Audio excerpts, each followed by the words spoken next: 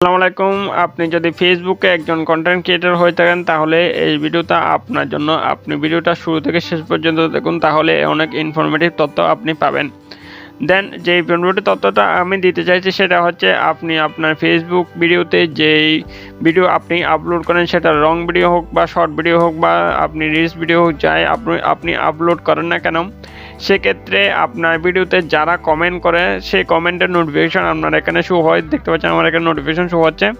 এখানে নোটিফিকেশন উপর শো করার পর আপনাকে অনেক নোটিফিকেশন আমার সামনে শো হবে। সেক্ষেত্রে আপনি যদি কোনো নোটিফিকেশন উপর ক্লিক করে, মনে করেন এই যে নোটিফিকেশন ক্লিক করলাম, ভিডিওটা অটোমেটিকভাবে এখানে প্লে হয়ে যাচ্ছে। এক্ষেত্রে কি হবে, আপনার ভিডিও আপনি নিজেই প্লে হয়ে দেখার কারণে আপনার যে ইউটিউবের যে অ্যালগরিদম রয়েছে সেটা সে বুঝতে পারবে যে আপনার ভিডিও আপনি নিজেই প্লে করে দেখতেছেন।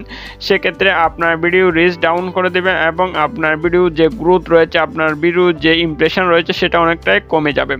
সেক্ষেত্রে আপনার ভিডিও খুব ভাইরাল হওয়ার চান্সটাই খুব কমে যাবে। এখন আপনাকে যে কাজটা করতে হবে, এমন একটা সেটিং রয়েছে যে সেটিংসটা আপনি যদি বন্ধ করে রাখেন, সেক্ষেত্রে আপনি যদি কোনো রকম নোটিফিকেশন পান, আপনার ভিডিওতে যারা কমেন্ট করেছে কমেন্ট দেখার আপনি নোটিফিকেশন পান, সেক্ষেত্রে নোটিফিকেশন উপর ক্লিক করলেও আপনার কোনো রকম ভিডিও প্লে হবে না যদি আপনি সেই প্লে বাটনের উপর ক্লিক না করেন।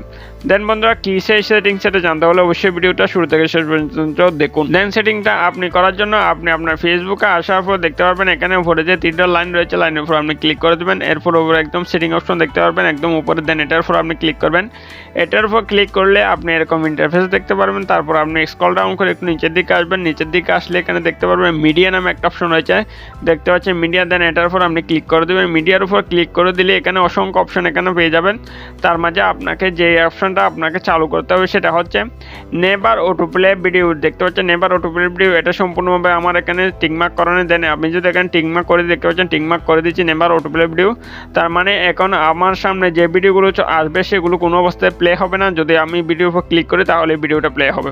সেক্ষেত্রে কী হবে, আমি নোটিফিকেশন পাওয়ার পরেও যদি আমি ভিডিওতে ক্লিক করি সেক্ষেত্রে ভিডিওটা প্লে হবে, অন্যথায় ভিডিওটা প্লে হবে না। নোটিফিকেশনে দেখাবে বা যে কমেন্টসগুলো রয়েছে কমেন্টসগুলো দেখাবে।